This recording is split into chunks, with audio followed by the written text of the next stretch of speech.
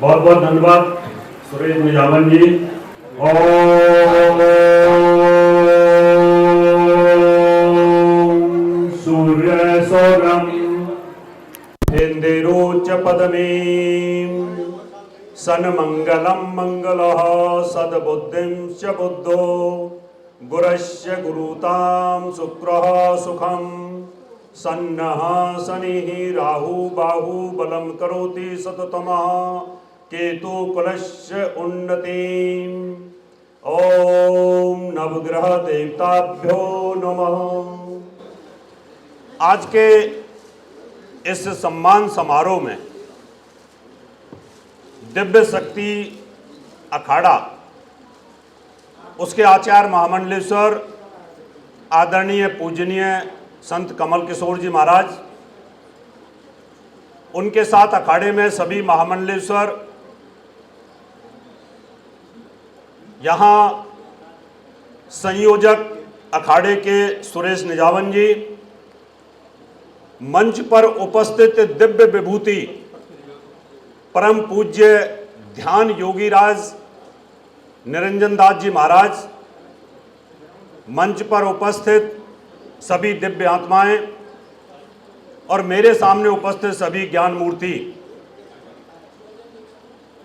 मैं सबको नमन करता हूं, सबको प्रणाम करता हूं, क्योंकि ये संतों का एक समागम है और इस दुनिया में संतों के ऊपर सीधा संबंध अगर होता है तो भगवान का होता है। भगवान का आशीर्वाद ऐसा होता है कि वो डायरेक्ट अपने ज्ञान को संतों के माध्यम से पृथ्वी लोक के ऊपर देते हैं। अभी अगर आप सब बैठ जाएंगे तो अच्छा लगेगा मुझे भी, क्योंकि आप कोई साधारण संत नहीं, मेरी बात को ध्यान से सुनना, आप कोई साधारण इंसान नहीं, आपके ऊपर सीधा भगवान की कृपा और उनका आशीर्वाद है। भगवान का इंटरनेट आपके साथ सीधा जुड़ा हुआ है। अगर आप ना होते, आप जैसी दिव्य आत्मा ना होती, आप जैसी दिव्य विभूतियां जो मंच पर उपस्थित हैं अगर वो ना होती, तो ये समाज नहीं रहता, ये समाज जानवरों की तरह हो जाता। हम में और जानवरों में 84 लाख योनियों में कोई फर्क ना रहता। इसलिए आप साधारण इंसान नहीं, आपके ऊपर इस पृथ्वी लोक का बहुत बड़ी जिम्मेवारी है, क्योंकि भगवान ने आपको इतना विवेक दिया है कि आप इतने बड़े समाज को, इतने बड़े पृथ्वी लोक के ऊपर जो मनुष्य योनि है उसको संभालने का दायित्व आपके पास है।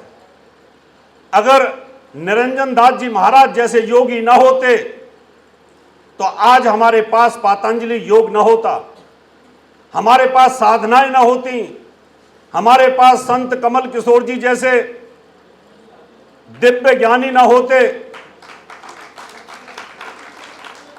तो मुझे लगता है कि इस पृथ्वी के ऊपर, इस समाज के ऊपर दूषित होने में समय नहीं लगता। लेकिन आज भी पश्चिम की सभ्यता, आज भी पश्चिम के लोग इस समाज को दूषित करने पर लगे हुए हैं। लेकिन मैं नतमस्तक हूं आप सबके सामने कि आप लोगों की वजह से, आप लोगों के ज्ञान की, ध्यान की वजह से, आप लोगों के द्वारा जो नाते रिश्ते दिए गए, आप लोगों के माध्यम से आज ये समाज कम से कम टिका हुआ है। इस समाज में कुरीतियां बढ़ नहीं पा रही हैं। यहां जब प्रवचन होते हैं, वो प्रवचन हमारे अंदर आ रहे दूषित विचारों को साफ कर देते हैं। वो हमें बताते हैं कि हमें भगवान को कैसे प्राप्त करना है। बहुत सारे लोग निरंकारी बोलते हैं कि भगवान है नहीं, वो उनकी शोध है, वो उनकी सोच है। लेकिन मेरी सोच ये है कि अगर भगवान निरंकारी है तो आकार बना नहीं सकता। जिसको आंखें ना हो वो तस्वीर नहीं बना सकता। अगर मैं अंधा होता तो मैं तस्वीर नहीं बना पाता, बनाता तो उस तस्वीर का मुझे आकलन ना होता। इसलिए वेदों के अंदर कहा है कि भगवान के दोनों रूप हैं, अगर कोई निरंकार में देखता है तो उसको निरंकार के रूप में दिखाई देता है, कोई आकार के रूप में देखना चाहता है तो आकार के रूप में भी दिखाई देता है। जितने भी यहां पर संत हैं, दिव्य ज्ञानी हैं, उनका ज्ञान जब भगवान के साथ जुड़ता है तो भिन्न भिन्न प्रकार की विचारधाराएं निकल करके आती हैं, चाहे वो ब्रह्मा कुमारी के रूप में आ जाएं, चाहे वो राधा स्वामी के रूप में आ जाएं, चाहे वो व्यास जी के रूप में आ जाएं, डेरा व्यास वालों के रूप में आ जाएं, और भिन्न भिन्न प्रकार की आर्य समाज की विचारधारा हैं। लेकिन एक होता है ना google.com, आप उसको चाइना से खोलो तो भी वही खुलेगा, इंडिया से खोलो तो भी गूगल खुलेगा, पूरे वर्ल्ड में गूगल खुलता है। इसी प्रकार से भगवान की god.com है, आप आर्य समाज के थ्रू खोल करके देखो तो जाके भगवान के यहां खुलेगी। आप उसको सिखों के थ्रू खोल के देखो, ब्रह्मा कुमारियों के ऊपर खोल करके देखो। जब आप ज्ञान के सैचुरेशन पॉइंट पर आते हो, जब ध्यान की आप चरम सीमा में होते हो, तो उस समय पर आपको एक ही चीज दिखाई देती है, वो है god.com। आप किसी भी रूप में चले जाइए। इसलिए मैं आपके सामने मैंने एक शब्द इस्तेमाल किया था, मंच को मैंने नमन किया था, और आपको भी मैंने नमन इसलिए किया था कि आप साधारण नहीं हैं।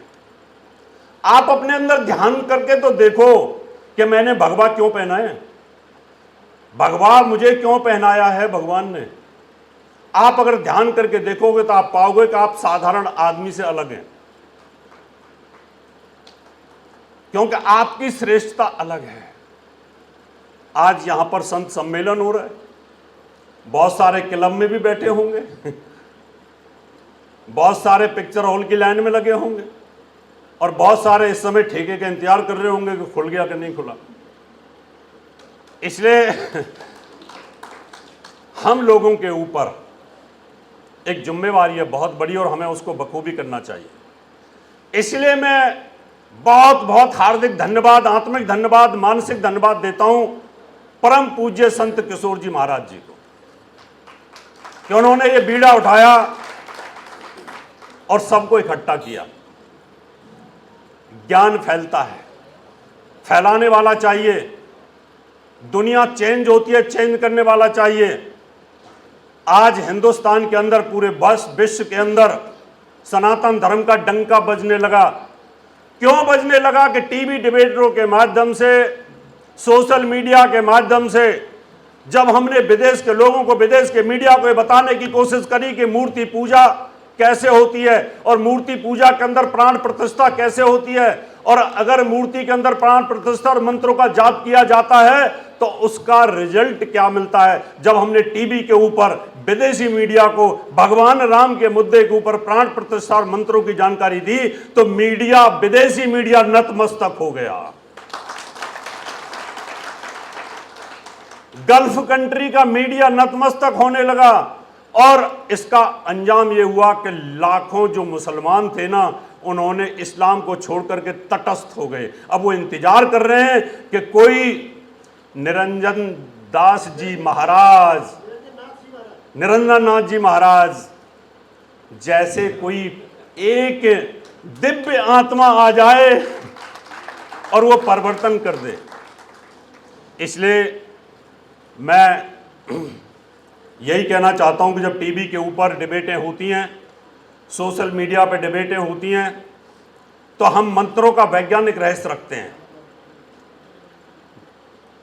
आदरणीय महाराज जी, सोशल मीडिया और टीवी के माध्यम से हम मंत्रों का वैज्ञानिक रहस्य, हमारे साधु संतों को मंत्रों की बहुत बड़ी नॉलेज है और उनको ज्ञान है, लेकिन जो विदेश का मीडिया है उनको रिजल्ट चाहिए। हाउ इट इज पॉसिबल, क्या आप एक पत्थर की मूर्ति के अंदर प्राण को एकाग्र कैसे कर सकते हो?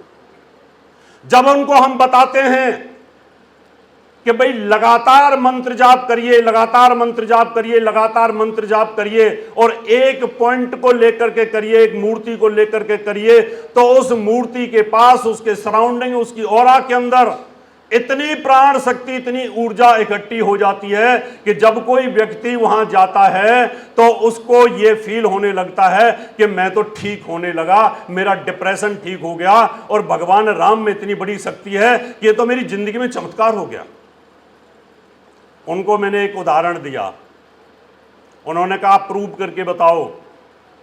मैंने उनको प्रूव करके बताया कि जब आप ध्यान लगा करके मंत्र का जाप करोगे, लगातार मंत्र का जाप करोगे, तो मंत्र जिस जगह पे टकराता है, जब हमारी वॉइस जिस जगह पे टकराती है, वहां टकराने की जगह पे प्राण ऊर्जा उत्पन्न होती है, प्राण ऊर्जा उत्पन्न होती है।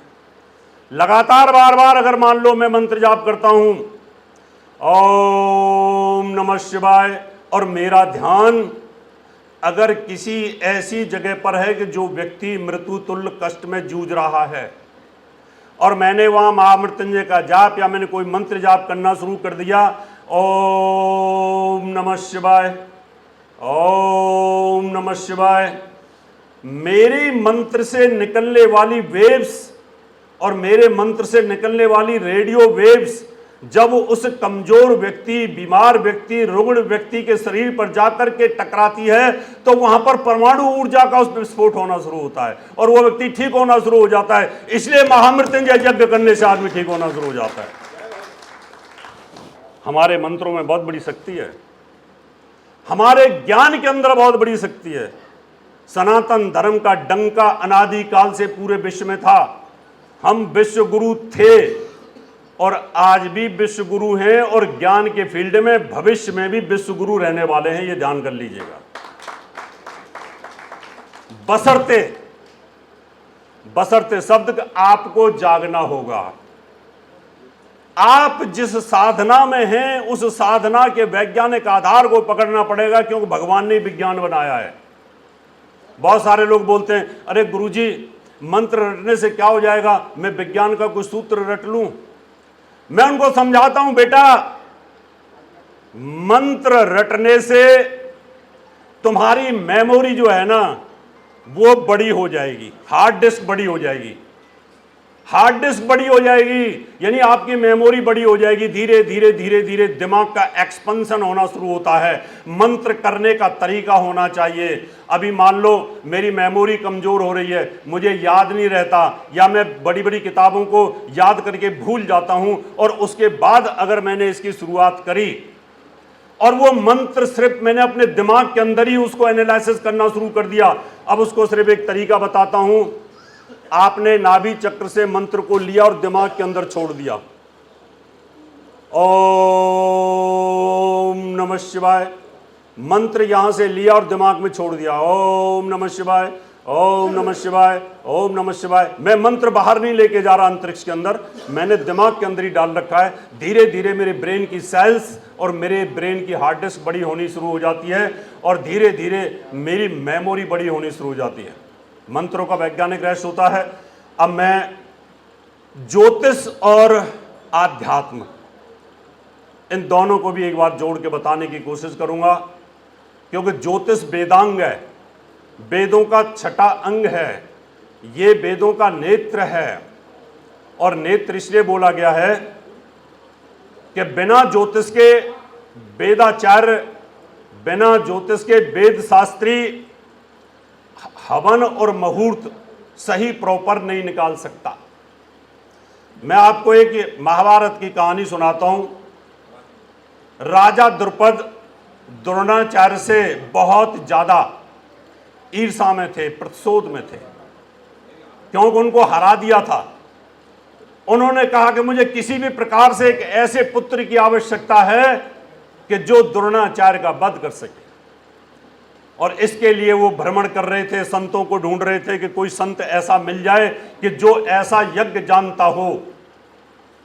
और वो धीरे धीरे किसी ऋषि ने बताया कि जाओ, याज और अयाज दो भाई हैं, वो इस विज्ञान को जानते हैं, वो श्रृंग ऋषि वाले विज्ञान को जानते हैं कि अगर वो हवन कर दें आपका, तो हवन में से आपका वो पुत्र पैदा हो सकता है।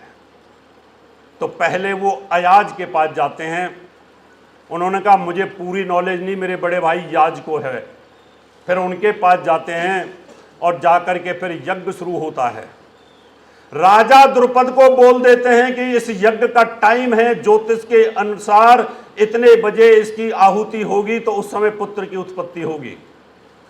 और राजा द्रुपद लेट हो जाते हैं, लेकिन वो अपने हवन को नहीं छोड़ते। वेदाचार्य थे, इसलिए वेद का कोई हवन करना हो, उसका एक टाइम हो, उसकी शुभ की चौगड़िया हो, लाभ की चौगड़िया हो, चर की चौगड़िया हो, तो वेदाचार्य को ज्योतिष की नॉलेज होना बहुत जरूरी है। लेकिन दुखद ये है कि हमारे यहाँ पर वेदाचार्य, और उनका नाम नहीं लेना चाहता, वो ये कहते हैं ज्योतिष कुछ नहीं है। वो कहते हैं शनि हमारे ऊपर नहीं चढ़ता। शनि तो चढ़ता है, घाघरा पहना देता है जब चढ़ता है। इसलिए चढ़ता तो सबके ऊपर है। बोले पाकिस्तान पे नहीं चढ़ता। मैं कहा चढ़ा ना इमरान खान के ऊपर। चढ़ा था नवाज शरीफ के ऊपर, 7.5 साल का शनि चढ़ा था, बेचारा 7.5 साल देश से बाहर रहा। सबके ऊपर चढ़ता है। मित्रों, ज्योतिष ये 2 प्रकार का विज्ञान है, एक परा और एक अपरा, विजिबल और नॉन विजिबल। ये एक मोबाइल सेट है, ये दिखाई दे रहा है आपको, ये कहीं जुड़ा हुआ है। कहां जुड़ा हुआ है आपको नहीं पता, लेकिन ये बोलेगा। दिखाई नहीं दे रहा कहां जुड़ा हुआ है, लेकिन ये टावर के साथ जुड़ा हुआ है। टावर में कुछ प्रॉब्लम आएगी तो इसमें प्रॉब्लम आएगी। हमारा दिमाग भी भगवान की टावरों के साथ जुड़ा हुआ है। भगवान की जब टावरें हिलती है ना, शनि राहु सूर्य केतु, तो हम गलत डिसीजन लेते हैं और राजा परीक्षित की तरह उठा करके क्रोध में और गले के ऋषि के गले में सांप डाल देते हैं। जब हमारे ऊपर बुरे ग्रह चलते हैं, शनि राहु वगैरह चलते हैं, तो हमारी बुद्धि भ्रमित होनी शुरू हो जाती है और हमारा जो शरीर है वो गलत डिसीजन लेना शुरू कर देता है। इसलिए ज्योतिष और आध्यात्म, अगर आध्यात्म को, अगर संत को ज्योतिष आ जाए तो उससे बड़ा तो कोई हो ही नहीं सकता। वो तो सीधा प्रभु के संपर्क में होता है। 3 प्रकार के विज्ञान है, 3 प्रकार के ज्ञान है। एक ज्ञान है, एक आत्मज्ञान है, एक ब्रह्म ज्ञान है। ज्ञानी तो हम सब हैं, हम में से आत्मज्ञानी भी हैं, और ब्रह्मज्ञानी तो वो है जो ब्रह्मांड की बात करे, वो नीचे की बात ही ना करे। इसलिए ज्योतिष अगर रजनीश महाराज को आती तो शायद उनको ये पता चल जाता कि मुझे ये 22 देश यूरोप के यहाँ रुकने नहीं देंगे। लेकिन बाद में उन्होंने समझा कि हाँ ज्योतिष है। इसलिए ज्योतिष एक विज्ञान है, इसको समझने के लिए बड़ी गहराइयों की आवश्यकता होती है। मैं ज्योतिष पढ़ाता भी हूँ, लेखक भी हूँ, लिखा भी है। बहुत सारे अवार्ड मुझे इसमें मिले हैं। आप लोगों का प्यार, आप लोगों का स्नेह और हमारे जगतगुरु, हमारे दिव्य शक्ति अखाड़े के आचार्य महामंडेश्वर जी, आप सबका प्यार मुझे इसी तरह से मिलता रहे, उसके लिए मैं बहुत बहुत आपको नमन करता हूँ, सबको प्रणाम करता हूँ। नमस्कार। मेरे साथ एक बार जोर से बोलेंगे, जय श्री राम, जय जय श्री राम। बहुत बहुत धन्यवाद, बहुत बहुत नमन।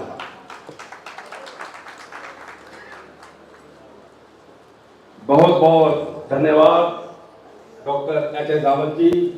आपने इतने सुंदर शब्दों में यहाँ पर ज्ञान की चर्चा की, ज्योतिष के बारे में बताया। हम आपका दिल की गहराइयों से धन्यवाद करते हैं। हमारे बीच में